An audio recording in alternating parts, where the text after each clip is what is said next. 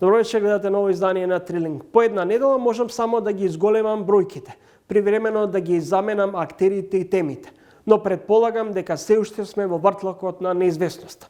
Инфлацијата го проби плафонот на над 20%. Народна банка ги изголеми каматите до 4,25%. Таа е 300% повисока од пред 8 месеци.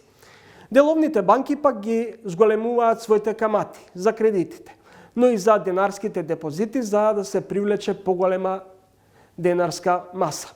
Дали е тоа прв знак за загрозена ликвидност? Кошмарот се сели во продавниците. Лебот, млекото, јајцата држат висока цена. Месото и сувомеснатите продукти одат до плафон, а се редуцира и нивната потрошувачка.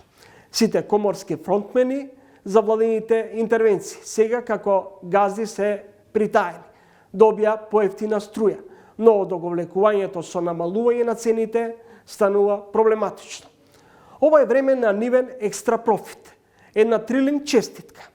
Параолимпиката Оливера Наковска-Бикова е светски првак во стрелаштво. Немаме ли време да се израдуваме? Во ова време, не време, кога речиси сите се соочуваат со проблеми. Не прочитав честитка од Водно или од Илинденска број 2. Ова е само почеток на уште едно ново издание на Трилинг.